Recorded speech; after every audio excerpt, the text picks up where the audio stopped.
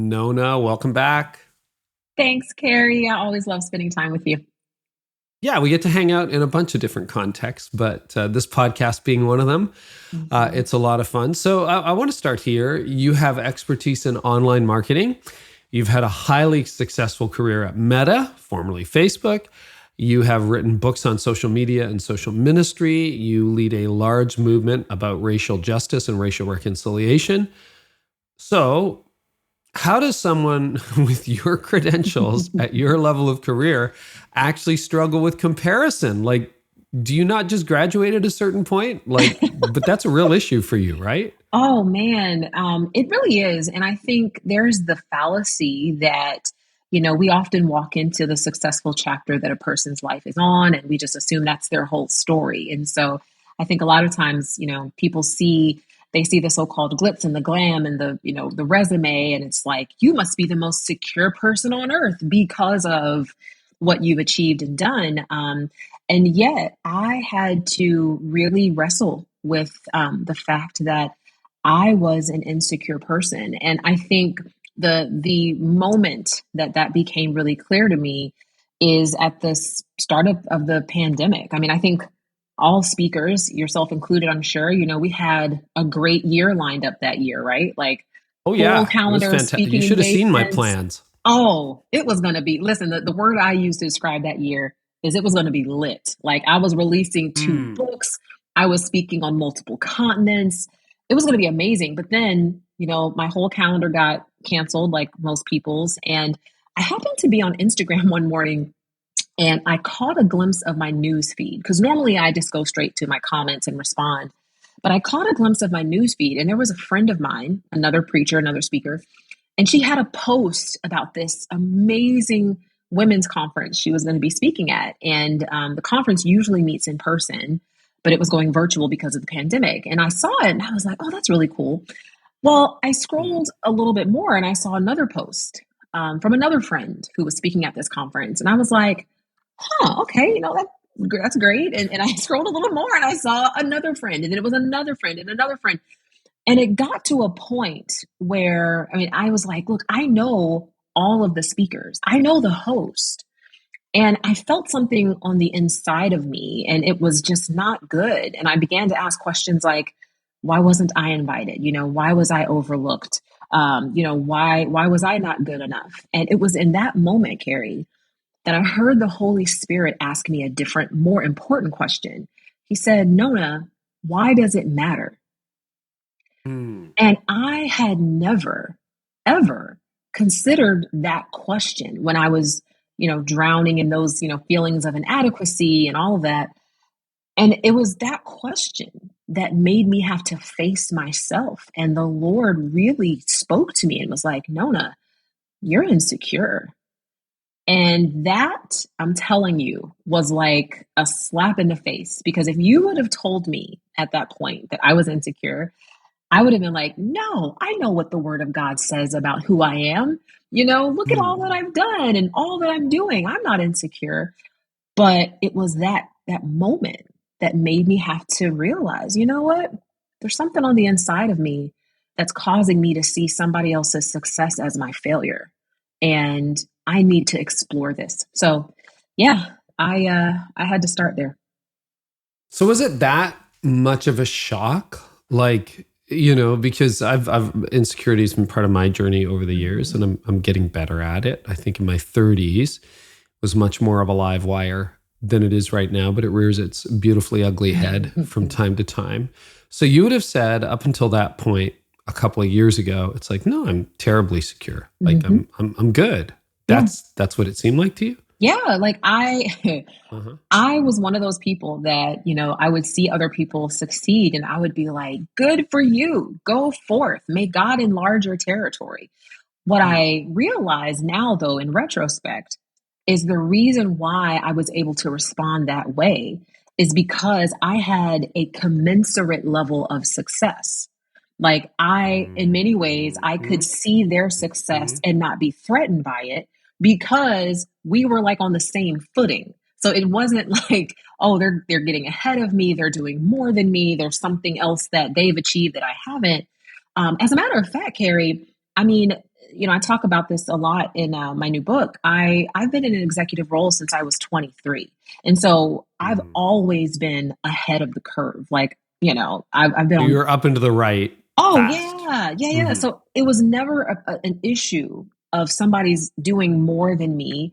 It was really me always kind of doing more than other people, and so that really made me realize, whoa. And one of the revelations I had is part of what was fueling my ambition was insecurity.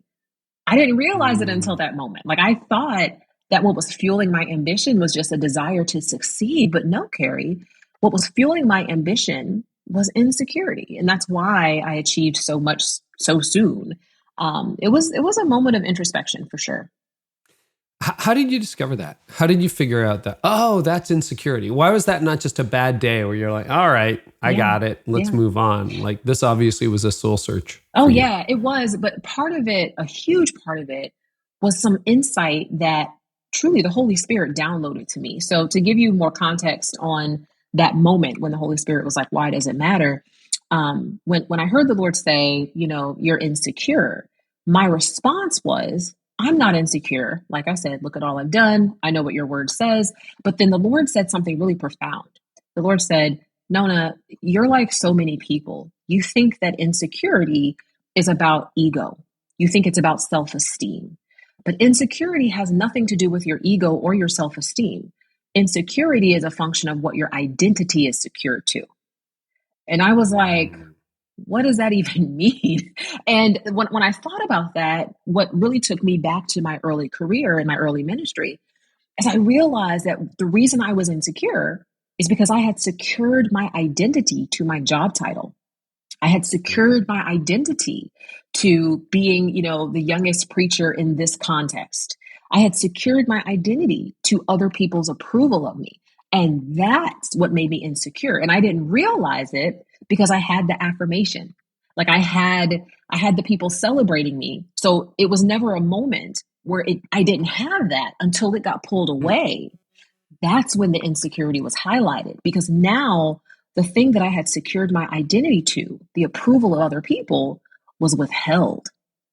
And so that's what pulled back the covers a bit and made me realize, oh, there's something here that I didn't even realize was here. So, yeah, I'm trying to think about what the next question is I want to ask. So, when you look under the rock of Mm-hmm. that moment and you turn it over and start to see some slimy things and whatever, there was insecurity there. Was there a sense of entitlement or self-righteousness? Like if you had to start to really unpack the complexity of what was there, was it a sense of what, you didn't notice me? Because it's one thing, right, to be like, oh, you don't know who I am, but it's like, no, Right. you know exactly who I am, and you didn't invite me. Like, what is underneath that? Oh man, so that was one of the big ahas that I had, was exactly that, is that, and the Bible speaks of this about, thinking more highly of yourself than you ought to think. Yeah, It was yeah, in that's that such a moment. convicting Oh text. man, Yeah. it was in that moment that I realized, as much as I knew about God and, being someone who preaches about, the love of God, I really was walking in pride. I had an elevated view of myself, which is why, to your point, not being invited bothered me because almost like an expectation. Like, of course I would be invited. Like, these are my peers. I know all the speakers. I know the host. Of course I would be invited. And the funny thing, Carey, is so this happens really subtly because I remember as my, ministry and my career was growing, there was a point where I was very much so like, look, all glory to God. God is amazing. Like I was in awe of what God was doing in my life. There was a humility there. And then there became a point at which it shifted. So I was no longer in awe of what God was doing. It became an expectation that God would do it. And I think we're going to talk about this a little bit later, but I do believe this is why many pastors struggle with, what happened during the pandemic. because we have this expectation that people are going to come see us speak. And so when that expectation is no longer fulfilled, we're starting to not only question the efficacy of our ministry, we're questioning whether or not we were called at all, because we have secured our identity to attendance. And so this stuff happens really subtly. In the beginning of ministry, you're so grateful that God even brought 12 people. Oh my gosh, there's 12 people. That's amazing. But then there comes a point where you can have 1,000, 2, 5, 10,000, and it's not enough. And that's when you're on toxic ground. So if you rewind the tape, first of all, did you process this with a counselor as well, or has this been more of a spiritual journey for you? Oh, it was 100% spiritual. I will say, though, I do a lot of reading around just, mental, emotional well-being. And so I integrate, spiritual revelation with the scientific disciplines and the medical disciplines as well. Got it. Okay, so if you go back to your childhood, can you see the seeds of this in your childhood? Yeah. So this is actually one of the big insights that I share in the book, is that I realized part of what fractured my identity and even caused me to secure my identity to an insecure foundation, like people's approval, was the words that were spoken over me as a child. Words like, I was overweight for the vast majority of my life, really. But words like, you're fat, you're ugly, you're never going to be anything. Words like, you're not smart, nobody wants to hear you speak. Those words really created cracks. Like verbalized words, or you were reading between the lines? No. Like quite literally verbatim. Words that were said by my classmates, by my teachers, by my mother. Like these words were spoken over me. And it lends itself to, I think, in the book of Proverbs, we all have heard this verse about, life and death is in the power of the tongue. Well, that word power is actually the Hebrew word yad, which means hand. And so when we put it all together, what the word is telling us is that life and death exists in the hand of the tongue. Well, what does a hand do? A hand shapes, it molds, it creates, and it also destroys. A hand can build a house and a hand can tear it down, right? A hand can soothe a wound, and it can also pull a trigger. And so what the Bible is really telling us is that the hand of our tongue has power. And so those words, they shaped me. They broke my identity. And so I really secured my identity to those things that were fickle and shifting, because I didn't have a sense of who I was outside of those words. And that was a big insight that I had. Yeah. So how old were you when you remember hearing those voices? Oh, I remember it as early as first grade. Like as early as first grade, I remember being called fatty pants, Miss Piggy. I remember those words. I even remember the expression on my classmates' faces when they said it, because it really destroyed my sense of self. It did. Wow. And what were the internal messages that you absorbed in that? That sense of, you're not wanted. You're not wanted. And that rejection, it kind of created almost like a vacuum on the inside of me, to where I needed attention. I needed affirmation, which is also why, looking back on it, I can see why I acted out in school.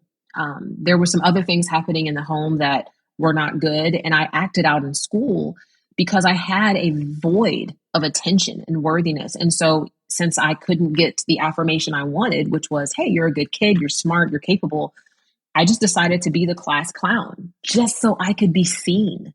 And I see that in a lot of young people, where they act out because they just want to matter to somebody. And they'll take even mattering as, a so-called problem child just to be seen at all. Enneagram type. What type are you? I just found out. So I've been told that I'm like right at 8, 3, or 1. Like they're all basically. Okay. I was going to say those would be my guesses. Yeah. 8 or 3.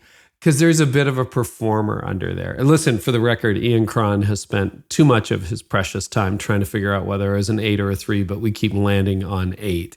But the performer, right? Yep. Versus the challenger. Interesting. So yeah, there is that sense that your life is out of control, that you got to perform for everything to be okay. I'm totally not a psychologist. I have not more than 2 minutes of training in this, but my theory in watching people is that when there's that kind of pain in childhood and that kind of rejection in childhood, there's two directions. Either people implode, in other words, here come the addictions, here come, I'm going to turn in on myself and destroy my life. And that's where you get into drugs and alcohol and, just shifting. Or this is my term, they explode. By that, I mean, they propel into the future. It's like, I'm going to take the bull by the horns. I'm going to be successful. I'm going to get noticed. People are going to hear my voice. I'm going to be smart because you guys are saying I'm dumb. And I'm going to go to the best school. I'm going to get a great job. I'll be rich one day. What was that like for you? Or perhaps there's a third path, but what happened in your life? Carey, you hit the nail on the head. I mean, I actually use the exact same language to describe how people respond to trauma. Childhood trauma either causes implosion or explosion. And as a matter of fact, so there's a tool. It's a tool in social services called the Adverse Childhood Experiences Assessment. And what it essentially, the ACEs. So it looks at, what's the probability that a child who experienced certain forms of trauma will have adverse outcomes in life. So incarceration, premature death, drug addiction, et cetera. And it's on a scale of like 0 to 10, where if you even have a 3, you're considered at pretty high risk for an adverse outcome. Carey, I scored an 8.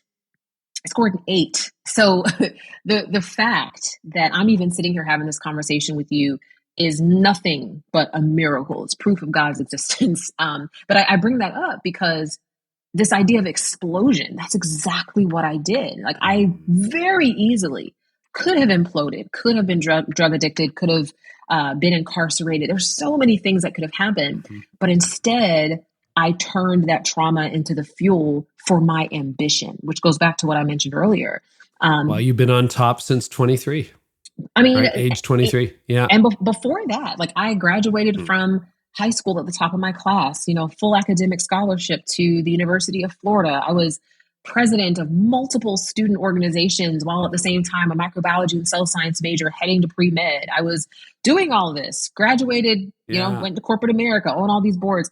And I think, knowing now what I know, the insecurity that I could not name then is really what was driving me, is this idea that I only matter as much as people's approval of me. And that's where we start to get into comparison, because people only approve of you relative to other people. So that became another issue as well. Yeah, it seems like, in your writing and definitely in a lot of our experiences, there's 3 words that kept coming up in your book. One was comparison, but right underneath that or beside it were rejection or fear of rejection and insecurity, which we've already talked about. How are those 3 linked? Well, so if you would have asked me before writing this book, like, what causes people to compare themselves to other people, I would have said insecurity. I would have thought that insecurity was the root. But after really exploring and excavating my own personal journey and talking with others, what I realized is that insecurity is the fruit of comparison, and comparison is often the fruit of rejection. So what rejection does is it causes us to look outward, because when we're rejected, it's like, why me? Like, why are they not choosing me? And when we look outward, then we start to see, well, who are they choosing in my stead? That's where comparison is born. So if you're not choosing me, then who are you choosing? So I'm comparing myself to this other person. And when you start comparing yourself to another person, You begin to secure your identity and your sense of worth to whatever the thing is that you think made that person choose them. And so I'll give you an example. Let's say you go out for a position on your job and you apply for it. You want to be a manager. Well, let's say you don't get selected for it. All right. So you're rejected. Okay. Well, who was selected? Okay. Let's say it's Sally. Sally gets selected. You start to compare yourself to her. What is it that she has that I don't have? And once you figure out what that matrix is, now you have essentially created her as your benchmark for worthiness. If I can be more like Sally, then maybe I'll matter. If I can be more like Sally, then maybe I'll get the position. But the problem is you've now secured your identity to being more like someone who you will never be like, which creates insecurity. And so it's all related, but it really does start with rejection.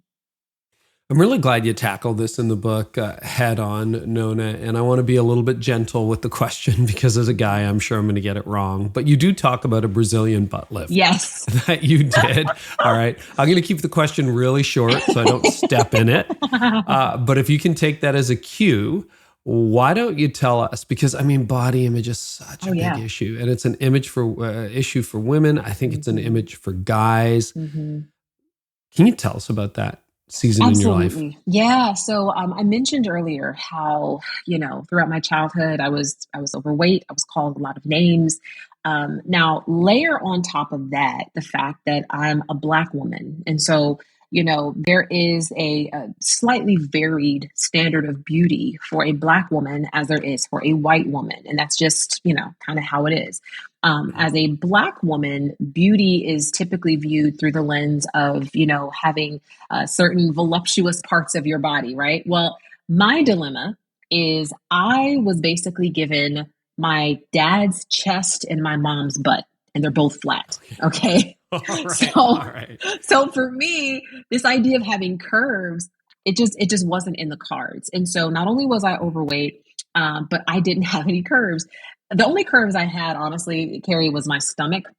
My stomach was round. I would often say, man, if I could just push my stomach backwards, I would be in such good shape. But so I had this fractured identity because I would compare myself to the standard of beauty for Black women, and I was lacking. So fast forward, early 30s, I'm in a position now to where I can make some, different choices in my life. I get really serious about fitness. So I was working out really hard, lost 100 pounds. I was doing all types of exercises to try to grow my glute muscles, the squats and the donkey kicks and the, Bulgarian split squats and all that. I mean, my legs got really toned. My butt didn't grow 1 centimeter, for years, nothing happened. So I was like, you know what? I'm going to take matters into my own hands. I am going to get this procedure that is supposed to give a woman a butt. So I research, I find a surgeon. I prayed about it, Carey. I am a spirit-led person, so I really try not to make decisions before praying. But I prayed about this thing, Carey. I was like, Lord, I'm going to do this. I think it's the right decision for me. Will you please keep me safe during surgery? I heard the Lord say, Nona, if I wanted you to have a butt, I would have given you one. I didn't give you a butt to keep you humble. Now, I'm saying to myself, it's an interesting response, Lord, but I'm still going to get the surgery. So, so I get on the plane. I'm flying to LA. I hear the Lord say it again. If I wanted you to have a butt, I would have given you one. I didn't give you one to keep you humble. My response was, Lord, I'm going to be humble with a butt. So we land in LA. I had the procedure.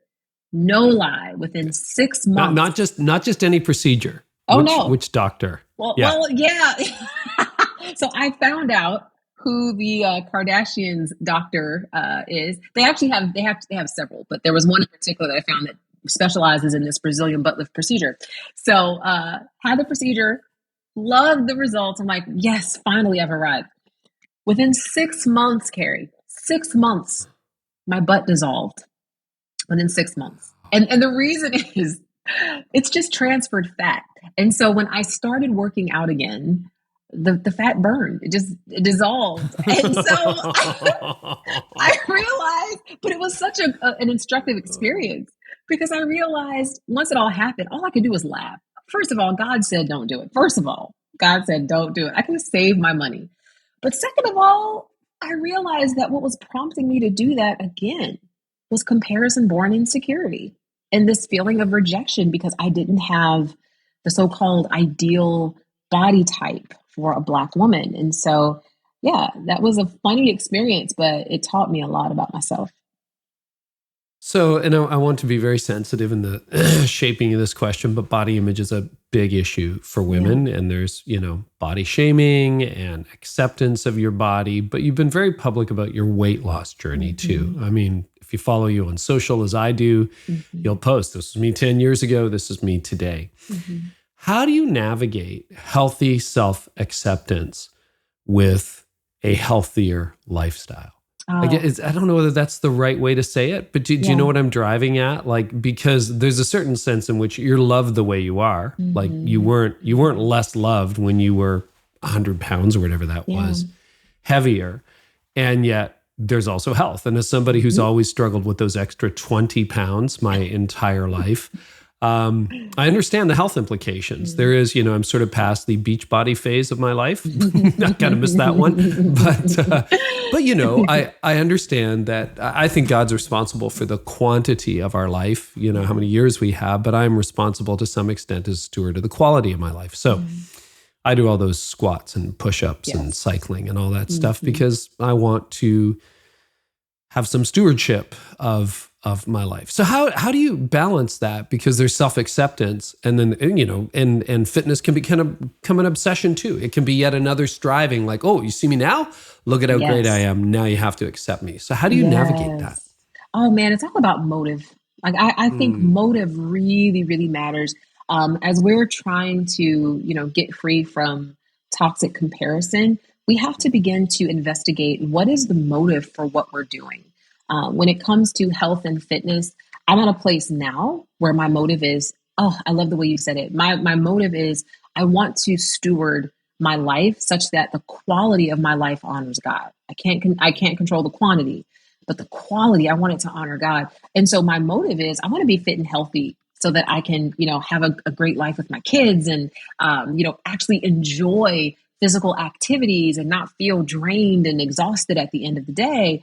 That's my motive. At one point, though, my motive really was about trying to be accepted by people. My motive was, wanting compliments. And I'm very careful. So even if, if you follow me on social, I don't post constantly about, hey, y'all, look at me now. And I'm very careful about that because I want to guard the motive of my heart, too.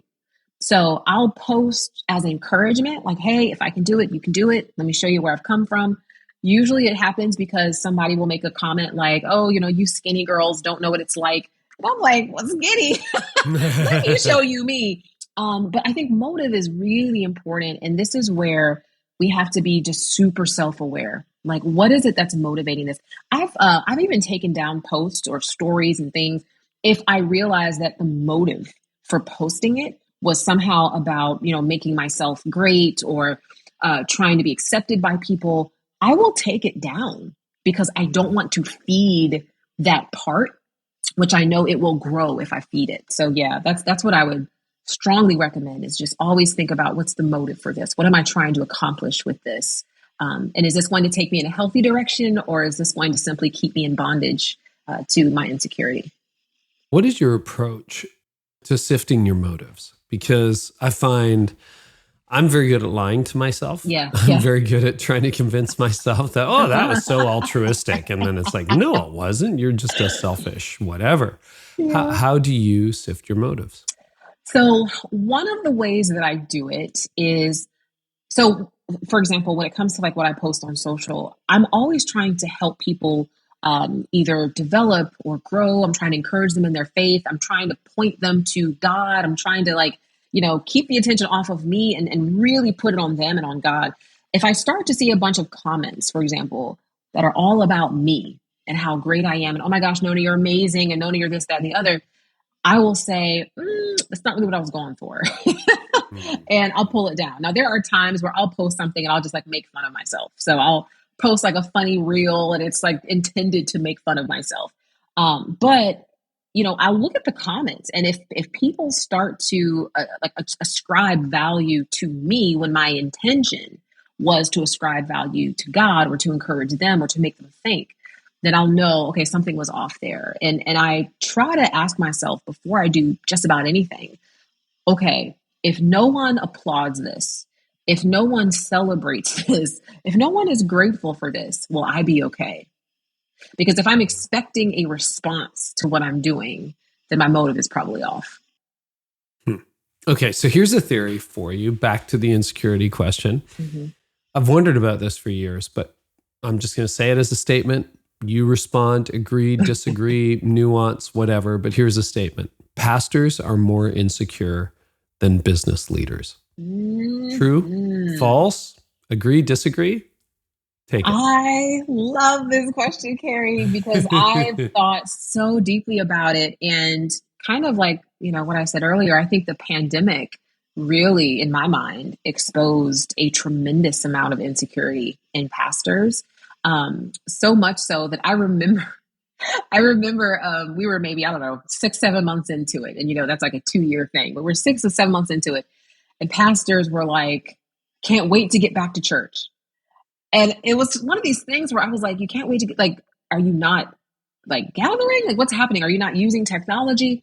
And what I realized was it was all about having the attention of the people, like having people look at them and them being able to look at the people. And so I would say that I think that's very unique to a pastor as opposed to a business leader, because while it is true that, a CEO or a vice president may have the attention of their team, they're not necessarily in a perpetual state of trying to grow their team, right? Whereas in a church setting, it's like a perpetual state of trying to grow your attendance. So if I have an all hands meeting and 50 people show up, that's great because I have 50 people on the team. But if I'm at a church and 50 people show up, I may feel like that's a failure. Why? Because the church down the street has 1,000 people show up. So what's wrong with me?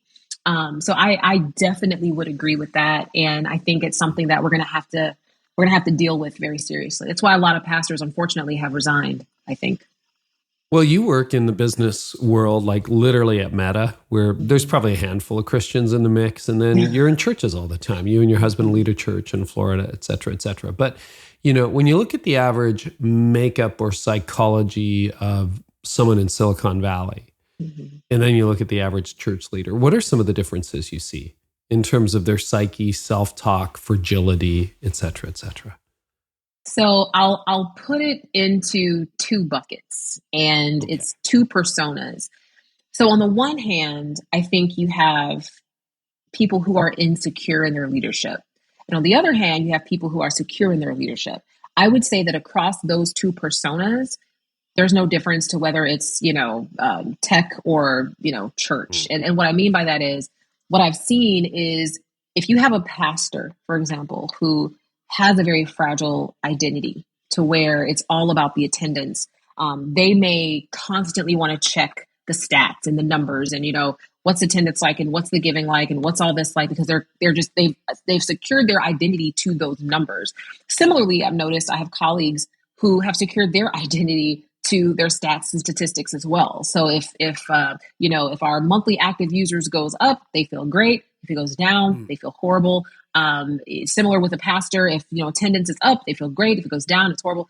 That to me is just insecurity in your identity, regardless of vocation. Whereas a secure leader is one who's kind of like, seasons change, trends change, but if I know that I'm doing the right thing, I'm not allowing my identity to, shift with the currents of the metrics. Because at the end of the day, I believe this is the right strategy. And so I think that's the distinction, is more so whether they're insecure or secure as a person.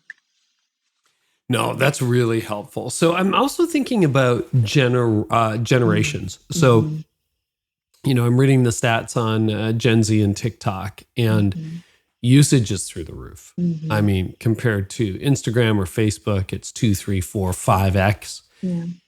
And we're now starting to see generational trends when it comes to comparison. Do you think that comparison, insecurity, rejection is a bigger issue for the next generation than it was perhaps for some of us who are a bit older? Any thoughts on that? I don't know that it's a bigger issue, but I do think that it's being triggered at a higher frequency because, for example, social media gets blamed for causing insecurity all the time. But the reality is, while social media does expose insecurity, it's not the source of insecurity. I mean, insecurity predates Facebook. Many of us, there was somebody in the office that made us feel less than before we were on Facebook. There was somebody at church who maybe, their Sunday school class was more well attended than ours, So I think it predates social media, but I think that the access that social media gives us to the lives of other people can absolutely expose our insecurity to a higher degree. And so to that end, I do think that this generation, this idea of identity is so important because if their identity is not secure, they are going to experience more and more triggers to their insecurity. And I see that happening a lot. I have two boys who are 9 and 12. My 12-year-old, he isn't allowed on social media, but even looking at YouTube, he's decided he wants to be a YouTuber because he saw somebody who was his age who has like a couple million subscribers. And so he's benchmarking that person as success for him. And he never knew anything about a YouTube career before he came across it. So I think that's the challenge that we face. So that is a trend I've heard on from people who work in tech and particularly Silicon Valley. I mean, they're not handing their kids social media accounts when they're 7 or 8 or giving them their own iPhone, and you can afford it, et cetera, et cetera. As a parent, what's your philosophy around that? Yeah, so we just got our son his own cell phone. Again, 12 years old. My youngest son is 9. He's in the 4th grade. There are kids who have had cell phones since 2nd grade for him. But the reason why we've been very hesitant, very reluctant is because, again, identity. What I know is all of these different voices that are speaking into, our children's hearts and our children's minds, they're shaping their identity. And so I want to be really careful about who I give access to my son. So there will be, certain apps that he wants to access that I'm like, you don't need to access that because I can tell that his identity is not well formed yet. Some of us who thought we had a well formed identity have come to realize that maybe we need to do a little more baking because we've been exposed to some things that made us question our worth. And so, no, I probably won't get my 9-year-old a phone until he's 12 either. And then we have so many, parental controls on it that frankly, my 12-year-old, he can only call us. That's about it. Might as well have a flip phone, really. It's basically a dumb phone. Really? Yeah, it's a dumb phone. That's really good to know. And it is interesting, just note to file, a lot of the people who are really involved in tech hold back with their kids. And I think that's worthy of being noted as well. What are some of the side effects or casualties of comparison and insecurity? What have they been in your life? Like when you look back now with the insight you have at this point, you're like, gosh, if I had this insight 10 years ago, 15 years ago, I probably could have avoided this or not had this happen in my life. So what have been some of the collateral damages caused by insecurity? Two examples I'll give from my own life is one, I think that comparison as a young woman, it really caused me to accept some things in relationships that I shouldn't have accepted because I wanted to be in a relationship. Like I wanted to be wanted. And so, seeing other friends in relationships would make me feel like, well, maybe he's not, calling me back or, maybe he might be cheating on me, but that's okay because I'm in a relationship and I want to be in a relationship. But even relational status is an insecure foundation because it's one of those things that if you secure your identity to it, you could end up, like I did, settling for worse than you're actually worth. And so that's definitely one of the areas where I found myself challenged from an identity standpoint. The other area I would say is I think that comparison, when it becomes insecurity, it will actually make you kind of scale yourself down to fit into the small box of other people's opinions of you. And so there are things that I didn't do because I knew other people wouldn't approve. There are, things I wouldn't wear because I knew other people wouldn't approve. And so what happened is I became what other people approved of in the moment, only to later learn that they no longer approved of that thing. And so, fashion changes, opportunities change, and trying to fit into their opinion, it actually caused me to miss out on a lot of things. And so those are two ways that it's manifested in my life. So identity has come up a lot in this conversation so far, and it's something I think about a lot. And, it's one thing, I was in law, then I was in ministry, and I'm always like, don't tie your identity to your work, Right. but I've always worked. Right. And it has generally been an up and to the right journey over 3 decades. And, so I play this little academic game in my head about, well, if this all disappeared tomorrow, who would I be? How would I be? I don't know that you really know the answer to that question until it happens. How are you navigating that? Like, okay, so you're trying to decouple your identity from your success, but Nona, you're successful. So how do you do that? So I try my best to avoid labels. And that sounds weird because, when we speak somewhere, they introduce us and we have biography, but I try really hard to avoid labels. So I'll give you an example. I'll never forget one time I went to preach at a church, and I walked into the building, and I'm the kind of person, I don't travel with like an entourage. So it's just me. So I walked into the building, didn't really know where to go. And I asked the woman, I said, hey, where should the speakers go? And I guess she thought I was asking for someone else.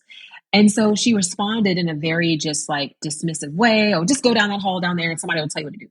And I was like, oh, okay. And so I went down the hall. They got me situated. Well, I spoke that evening, and afterwards she came up to me and she was like, I am so sorry. I didn't realize that you were this person and I didn't know. And it's so funny how it landed on me is I was like, the fact that I'm speaking doesn't change who I am. Like I'm not upset that you responded the way that you did. I mean, that's you, I guess. And she was so apologetic because now I had this label. And so when I go speak places, I try my best not to wear labels because then the label becomes my identity. And part of what I even do, for work, I love what I do for work, but I don't like introduce myself as this is who I am and this is where I work and this is my title. People typically will find that out, but it's just not how I introduce myself. Because to your point, who would I be if I was no longer at this company? Who would I be if I was no longer writing books? Who would I be if I was no longer leading this church with my husband? I would still be loved and valued by God. And I would just be a person that has a purpose that's in another direction. But it's hard to land there when you're wearing a ton of labels. Yeah. So you've got a detox plan to kill comparison in your book. Can you walk us through it a little bit? Yeah. So there's kind of 3 thoughts that I typically will share with people. And I think the first most important step to detox from comparison is that you have to be willing to admit that you have insecurity. And that's hard because we love to admit that we're very secure, that we love people, we love the Lord, we're so humble, we're just excited for other people. Yeah. But you can't get free from what you don't acknowledge. And so first, just being willing to admit, you know what, I think I do have some insecurity on the inside of me. And the way that you even come to that realization is by figuring out what triggers those questions. Like, why was I left out? Why was I overlooked? Why them, not me? Why wasn't I invited? Like, begin to explore that and ask the question, why does it matter? Because once you ask that question, now you have to really take a step back and figure out, what is it that I believe on the inside of me that is making me see this other person as a threat in some way? So first is really the recognition. And then from there, I encourage people to reframe another person's success, not as your failure, but as an opportunity to celebrate them. As an opportunity to learn, as an opportunity to grow. So when I see somebody, and let's just say they achieve something that I've had my heart set on, instead of being like, oh, why did they get it and I didn't? My question is, man, what can I learn from them? Like, what can I learn from their success? I think that's really cool that they did what they did. And so now I'm putting myself in the posture of a student. And students don't usually compete with their teachers, right? Like, usually you're just learning. And so reframing has been really, really helpful for me. But then thirdly, as I said, it's celebrating their success. You know, once you learn from it, now how do I celebrate it? How do I celebrate the fact that this person did something really cool? Maybe I send them a gift card and just say, man, so excited for you. Hope that God continues to enlarge your territory. Maybe I just send them a message to encourage them. Like, that was so cool. Because once you free your heart from the need to compete, you will experience freedom from comparison. And in my book, there's like a common thread. I talk about the story of Jonathan because, you know, there's a lot of attention given to, you know, David, a lot of attention given to Saul in the Bible. But very little attention is given to Jonathan. And in reality, Jonathan is the hero of that whole story. Because if you think about it, you know, people think that David triggered Saul's insecurity and Saul was afraid that David was going to take his kingdom. David wasn't going to take Saul's kingdom. Saul was already king. David was going to take Jonathan's kingdom. And yet, yeah, that's a really good point. You know, yet Jonathan, he wasn't threatened by David. He wasn't in competition with David. The Bible even gives an example of, you know, when David and Saul came back to town after winning a battle, how, you know, Saul heard the people singing, Saul has killed his thousands and David his tens of thousands. And it was at that moment that Saul's insecurity was triggered. But in that very same scene, Jonathan goes up to David and gives David his garments, gives David his weapons. Like, it's just a beautiful story of how to get free from toxic comparison by celebrating another person's success. So those are just 3 ideas I would share. No, that is really, really good. I mean, it was years ago I heard Andy Stanley say, leverage what God has given you, celebrate what God has given others. And that has been so freeing, so freeing. Sometimes you have to pry that celebration out of my dead hands, but, you know, not that often, not as often as you did 20 years ago, but it's so good. Anything else you want to share with insecure leaders? I mean, the reality is that insecurity is not, it's not something that you have to live with for the rest of your life. It's part of the human condition, because I do believe that we are primed to compare ourselves with other people, which is why the Bible says, don't compare yourself among yourselves, because we're primed to do that.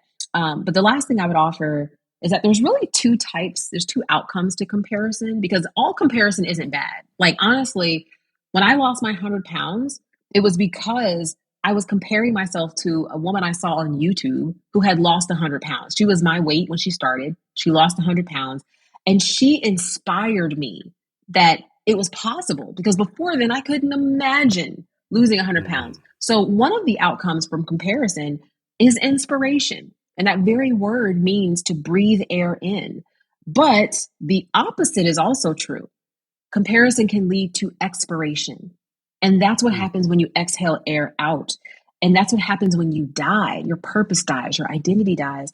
And so I would just offer to people, let's be inspired by what we see other people do, because it gives us life and energy and hope for our future. Oh, that's great. Nona, thank you so much. The book is called Killing Comparison. It's available everywhere books are sold. And where are you hanging out on the internet these days?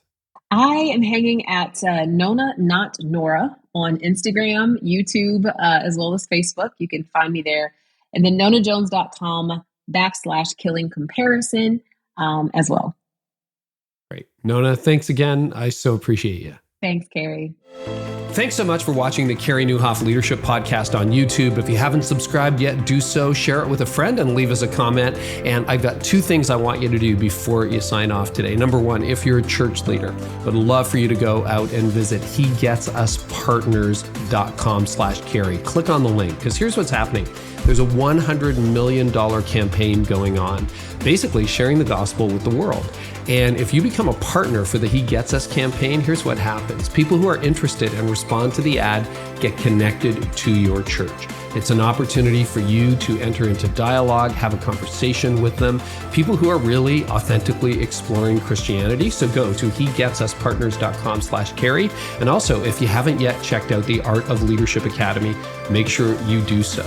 The Art of Leadership Academy has over 150 high quality, done for you resources for you and your team. Whether you're leading a church or whether you're leading a small business, you're an entrepreneur, it's done for you. I will train you in communication. I'll train you in team leadership. I'll train you in so many different things. We have PDFs, videos, downloads, cheat sheets, you name it, we've got it. It's ready to go. But it's beyond that. The Academy is also a community. I do live monthly coaching calls. We have an incredible community involved in daily dialogue. It is troll free, and it's available for a very low membership fee every single year. Would love for you to check it out. Make sure you check out theartofleadershipacademy.com. Click the link and we'll see you inside there, because here's why I started it. I graduated law school. Nobody taught me how to run a law firm. I graduated seminary and nobody showed me how to run a church. Had to figure it all out. So that's why we created the Art of Leadership Academy. It'll help you lead and help you thrive as you do it. Thanks so much for watching the podcast. We'll catch you next time. And I hope our time together today has helped you thrive in life and leadership.